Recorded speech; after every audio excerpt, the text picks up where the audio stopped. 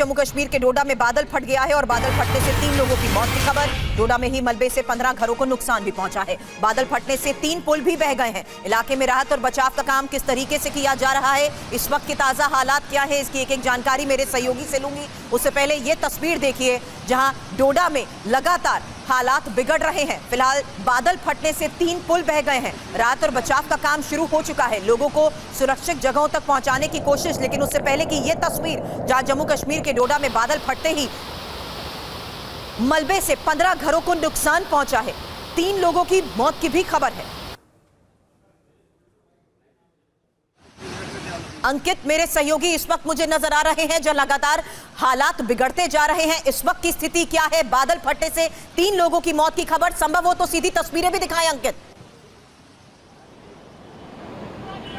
देखिए, मैं इस वक्त जम्मू में मौजूद हूं और 2014 की याद दिलाती है जब तवी नदी उग्र रूप धारण कर चुकी थी। यहाँ पे मंदिर आप देखिए, यहाँ पे शिव मंदिर है और किस तरीके से ये तवी नदी का फ्लो इस वक्त TV9 भारतवर्ष पे दर्शक हमारे देख सकते हैं कि किस तरीके से तवी नदी ने उग्र रूप धारण किया है। यहाँ पे मंदिर है और पूरी तरीके से यहाँ पे मंदिर के अंदर भी पानी जो है वो जाता हुआ नजर आ रहा है।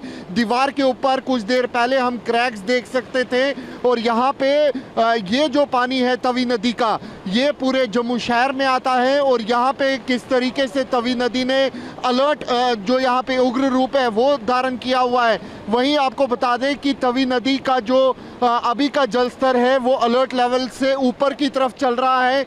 2014 में इसी तरीके की जो यहाँ पे तस्वीर है वो यहाँ पे देखने को मिल रही थी, लेकिन आज 2025 में एक बार फिर इसी तरीके की तस्वीर जो है वो यहाँ पर देखने को मिल रही है।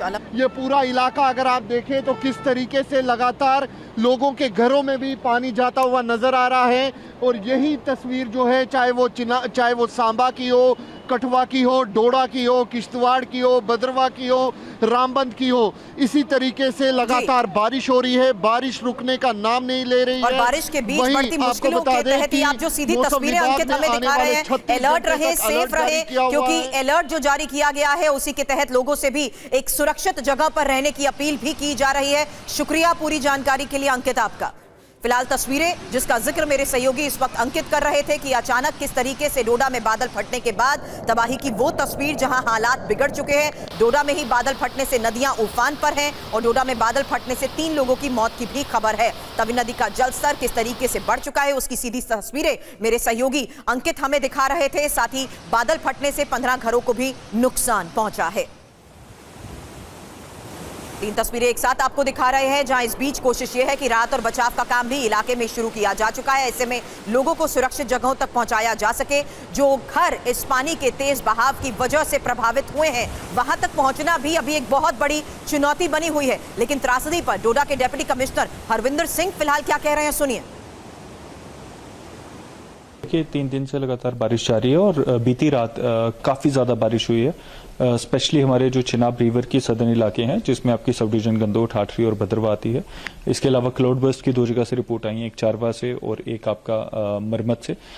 इसके अलावा जो आपका NH है वो भी एक क्लाउड बर्स्ट में वॉश हुआ है 244 में, उसमें भी हमारी टीम लगी उसको रिस्टोर करने में। तो ये सारी सूरत हाल है। इस